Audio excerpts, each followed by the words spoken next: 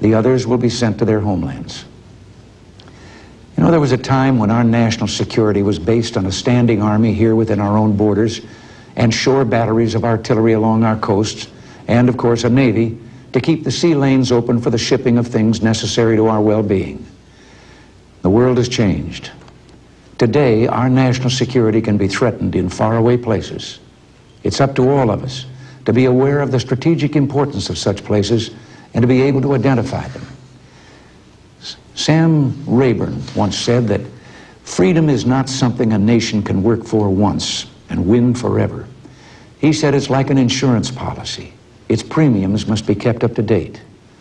In order to keep it, we have to keep working for it and sacrificing for it just as long as we live. If we do not, our children may not know the pleasure of working to keep it, for it may not be theirs to keep. In these last few days, I've been more sure than I've ever been that we Americans of today will keep freedom and maintain peace. I've been made to feel that by the magnificent spirit of our young men and women in uniform and by something here in our nation's capital. In this city, where political strife is so much a part of our lives, I've seen Democratic leaders in the Congress join their Republican colleagues, send a message to the world that we're all Americans before we're anything else, and when our country is threatened, we stand shoulder to shoulder in support of our men and women in the armed forces. May I share something with you I think you'd like to know? It's something that happened to the Commandant of our Marine Corps, General Paul Kelly, while he was visiting our critically injured Marines in an Air Force hospital. It says more than any of us could ever hope to say about the gallantry and heroism of these young men who served so willingly so that others might have a chance at peace and freedom in their own lives and in the life of their country. I'll let General Kelly's words describe the incident. He spoke of a, quote, young Marine with more tubes going in and out of his body than I have ever seen in one body. He couldn't see very well. He reached up and grabbed my 4 stars just to make sure I was who I said I was. He held my hand with a firm grip.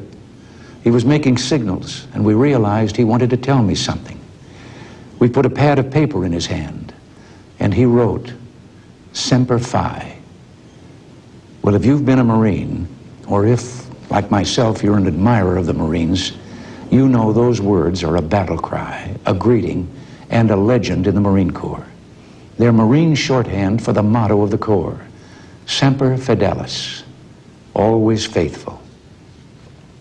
General Kelly has a reputation for being a very sophisticated general and a very tough Marine, but he cried when he saw those words, and who can blame him? That Marine and all those others like him, living and dead, have been faithful to their ideals. They've given willingly of themselves so that a nearly defenseless people in a region of great strategic importance to the free world will have a chance someday to live lives free of murder and mayhem and terrorism.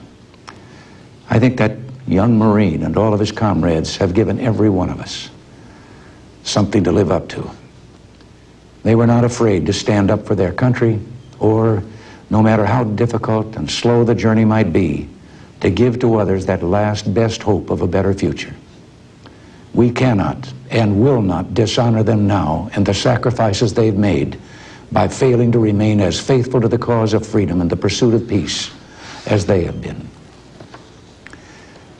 I will not ask you to pray for the dead, because they're safe in God's loving arms and beyond need of our prayers. I would like to ask you all, wherever you may be in this blessed land, to pray for these wounded young men and to pray for the bereaved families of those who gave their lives for our freedom. God bless you, and God bless America.